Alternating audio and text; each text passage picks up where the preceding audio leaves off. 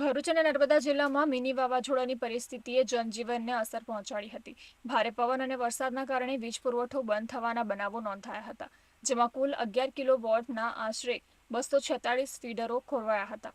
આ સ્થિતિને તાત્કાલિક સંભાળવા માટે ડીજીવીસીએલની અંદર 50થી વધુ વિભાગીય અને 33 કોન્ટ્રાક્ટ ટીમો તૈનાત કરવામાં આવી હતી.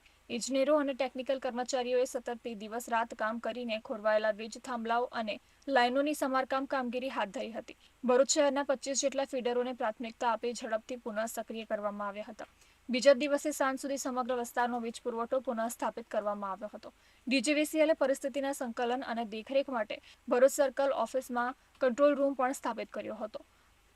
સમયગાળા દરમિયાન આશરે 1200થી વધુ ગ્રાહકોની ફરિયાદો પ્રાપ્ત થઈ હતી, જેમાંથી 800 જેટલી તાત્કાલિક ઉકેલવામાં આવી હતી.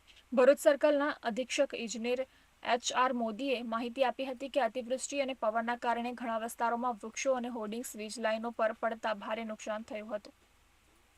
તો એ દરમિયાન અમારા ડીજીવીસીએલે એક નવી પહેલ રૂપે 19123 નંબર જાહેર કર્યો છે, જેમાં અમારા 120 જેવા ઓપરેટરો બેસે છે અને 120 લાઇન સાથે કાર્યરત છે. એટલે તમને ફોન નહીં લાગવાની ફરિયાદ નહીં થાય અને એ તમારો કમ્પ્લેન નંબર નોંધશે. તમારો જે રજિસ્ટર મોબાઈલ છે એનાથી તમે ફોન કર્યો હશે તો એને તમારા એરિયાની, તમારા નામની, તમારા ગ્રાહક નંબરની અને ફીડરની માહિતી હશે, એટલે તમને તરત માહિતી મળી જશે. આ ઉપરાંત તમને એક કમ્પ્લેન નોંધવાનો એક SMS પણ આવશે અને SMSથી તમારું કન્ફર્મેશન આવશે. તમારી કમ્પ્લેન એટેન્ડ થયા પછી તમને પૂછીને પણ એ કન્ફર્મ કરશે કે તમારે ખરેખર પાવર સપ્લાય રિસ્ટોર થયો છે કે નહીં. તો મારી બહુ બધાને નમ્ર વિનંતી છે કે આ બે ટોલ ફ્રી નંબર છે, એક 19123 અને બીજો છે 1800 233 303.